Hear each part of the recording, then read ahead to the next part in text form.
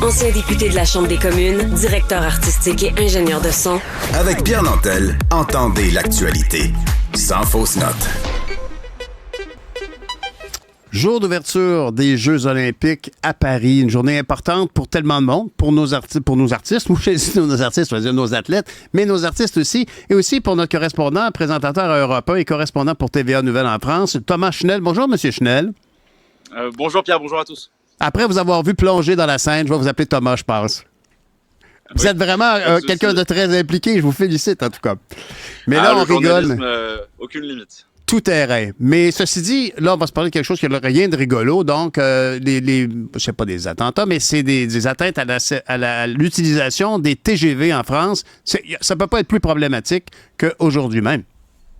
C'est le jour où ça ne devait pas arriver. C'est peut-être l'un des pires scénarios qui, toutefois, avait été préparé par les autorités. Mais alors que la France est ce soir la capitale olympique du monde, elle reçoit plus de 320 000 spectateurs qui vont se masser au bord de la Seine pour voir défiler les 85 bateaux avec toutes les délégations des athlètes du monde entier ce soir. Eh bien, il y a eu une série d'attaques coordonnées contre notre réseau ferroviaire. 4 sites de la SNCF ont été visés. On parle d'installations mettre l'aiguillage et la signalisation pour les TGV, les trains à grande vitesse. Et donc, elles ont été attaquées simultanément en pleine nuit de manière coordonnée. Une attaque a pu être déjouée par des agents qui avaient repéré un groupe d'hommes tentant de franchir une barrière et ils ont pu les mettre en fuite. Ils sont partis à bord d'une camionnette. Mais donc, 3 autres sites ont bien été attaqués, incendiés. Des câbles ont brûlé, empêchant la circulation des TGV sur 3 principaux axes, vers l'est, vers le nord, vers l'ouest. Sur toute cette journée, les travaux vont mettre des jours avant de pouvoir avoir un retour à la normale. Mais dites-moi, est-ce que, comme on a pu interrompre, on a fait une intervention et prévenir cet attentat sur une de ces voies, est-ce qu'on a des indices sur qui revendiquerait ces gestes? Alors, pour l'instant, toutes les hypothèses sont ouvertes. Les autorités sont très prudentes. Elles n'émettent aucune hypothèse plutôt qu'une autre. Toutefois, il y a une liste de suspects en France. Tout d'abord, la Russie.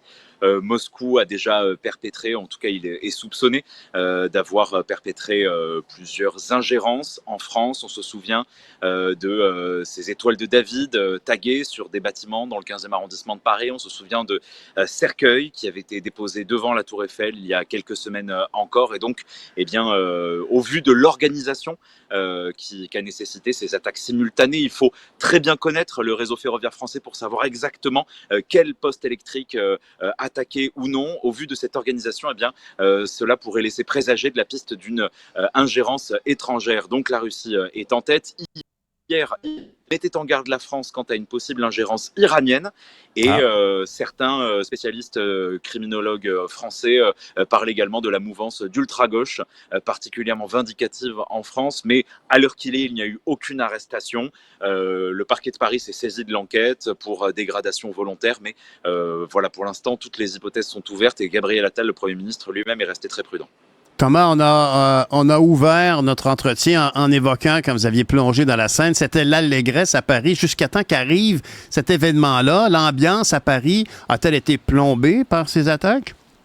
Non, globalement, ça perturbe les 800 000 voyageurs. C'est pas négligeable non plus, 800 000 voyageurs qui voulaient partir en vacances, puisque nous sommes vendredi, en pleine période de vacances scolaires, donc énormément de voyageurs voulaient partir. Ils ont dû trouver une solution de repli ou peut-être annuler leur voyage. Alors eux, effectivement, faisaient grise mine aujourd'hui, mais globalement, à Paris, l'ambiance reste à la fête. On arrive, là, on est à 1h30 maintenant du coup d'envoi de la cérémonie d'ouverture qu'on a annoncé depuis des semaines, cette cérémonie inédite qui ne se passera pas dans un stade pour la première fois de l'histoire moderne des Jeux Olympiques, mais le long de la Seine. Donc c'est quelque chose de très inédit que les Français attendent beaucoup, que les touristes internationaux aussi attendent. Il y a 85 chefs d'État qui ont été accueillis aujourd'hui par Emmanuel Macron. Donc non, l'ambiance globalement reste festive, même si toutefois l'hypercentre de Paris est sous une cloche, une bulle de sécurité avec un dispositif drastique, un dispositif policier qui est en place, des barrières et il faut montrer patte blanche pour pouvoir accéder aux abords de la Seine, un billet ou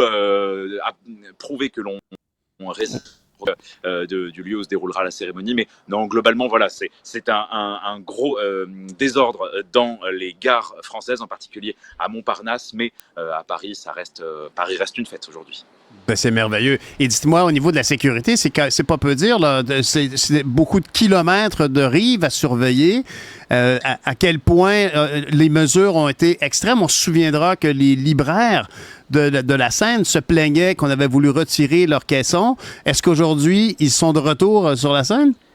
Alors finalement, Emmanuel Macron, c'est lui qui a dû trancher ce drame en France. Les bouquinistes, c'est l'une des images les plus iconiques de la capitale. Ces boîtes vertes qui sont par-dessus les murets qui longent la Seine, où on vend des livres d'occasion. Eh bien, ils ont pu rester. C'est le président de la République lui-même qui a dû trancher, puisqu'au début, effectivement, les autorités souhaitaient les retirer, craignant qu'il puisse y avoir soit des dégâts contre les boîtes, ou tout simplement des gens qui puissent s'en servir comme des armes par destination s'ils démontaient les panneaux en bois. Finalement, ils sont bien présents, mais effectivement, tout le centre de Paris, et je pense qu'on n'avait pas suffisamment anticipé à quel point est-ce que il y aurait des mesures drastiques de sécurité sur un périmètre qui va à peu près de 100 mètres tout le long de la Seine, sur les 6 kilomètres que vont emprunter les athlètes pour ce défilé, cette parade fluviale. Et bien, sur ce périmètre de 100 mètres autour, impossible d'y accéder. Bon, 90% de Paris reste tout à fait accessible, mais voilà, sur ce périmètre-là, ce soir, la sécurité est à son plus haut niveau. C'est le pendant pour pouvoir accueillir autant de monde en toute sécurité. Paris a été frappé par des attentats ces dernières années. Et bien,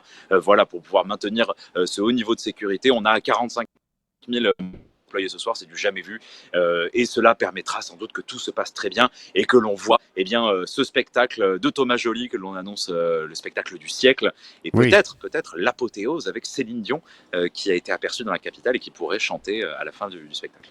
On se le souhaite et on lui souhaite à elle, connaissant son état de santé. Je suis persuadé que c'est une épreuve qu'elle espère franchir avec succès et gagner la médaille d'or, comme le disait Sophie dans le journal aujourd'hui. Dites-moi, Thomas, ça fait longtemps que j'ai pu parler à un Français en direct de France. La situation électorale avait quand même créé, officiellement, politiquement, la France est un peu paralysée avec une assemblée législative séparée en 3 blocs, un premier ministre que nous avons accueilli avec grande pompe au Canada et au Québec, puis on s'est senti entendu. Gabriel Attal, aujourd'hui, qui finalement fait de l'intendance, simplement. Quel est le climat, là? Est-ce qu'il y a quelqu'un qui parle de politique dans les étals d'un supermarché où on ne veut pas en entendre parler, on n'est que sur les JO? Alors disons que là, ça fait 1 mois que la France vit dans une situation politique inédite avec une dissolution. Ce n'était pas arrivé depuis une trentaine d'années, prononcée par Emmanuel Macron à l'issue des élections européennes où son camp a été largement battu. Et donc il a voulu redonner la voix aux Français pour qu'ils s'expriment et qu'ils recomposent une Assemblée nationale qui ressemble davantage aux aspirations de la société. Et on est arrivé avec un résultat complètement inédit. On a annoncé l'extrême droite en tête. Finalement, elle est en 3e position et c'est la gauche, l'Alliance de gauche, le Nouveau Front Populaire, qui est arrivé en tête dans les scrutins. C'est quelque chose que personne n'attendait. Donc les Français sont très fatigués puisque actualité politique très intense.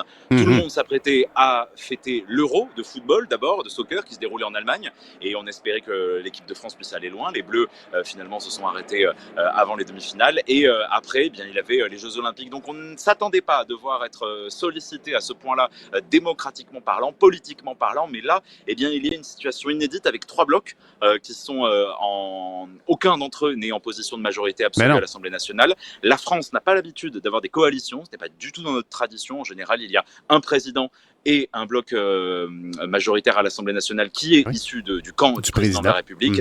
On n'est pas du tout sur une démocratie parlementaire, on est sur une démocratie présidentielle. Et donc là, Emmanuel Macron va devoir nommer un Premier ministre d'un bloc adverse, nécessairement. Pour l'instant, il a refusé le nom qui a été avancé avant-hier par le bloc du Nouveau Front Populaire. On se demande parce qu'il explique que ce bloc du Nouveau Front Populaire n'a pas la majorité absolue et donc ne sera pas en capacité de faire passer des lois à l'Assemblée nationale. Et donc, il demande à ce Nouveau Front Populaire d'élargir sa base et d'essayer de rallier à lui d'autres éléments, d'autres forces politiques pour pouvoir avoir les 289 députés nécessaires pour avoir la majorité absolue à l'Assemblée nationale. Mais rien n'est moins sûr puisque ce bloc est composé notamment de la France insoumise qui est d'extrême gauche et qui aujourd'hui a du mal à convaincre que ce soit la droite républicaine ou les centristes de pouvoir se rallier à eux. Donc on ne sait pas comment on va en sortir. Emmanuel Macron a décrété la trêve politique et olympique, alors que c'est lui-même qui a plongé la France dans ce chaos, tout de même, il faut le dire. Donc là, pour l'instant, c'est vraiment une situation que la France n'a jamais connue. On ne sait pas comment ça va se passer. Les Français partent en vacances. On a une nouvelle échéance qui a été actée par le président de la République, la mi-août. C'est à ce moment-là qu'il a proposé de nommer un gouvernement. Est-ce que d'ici là, le scénario sera plus clair ?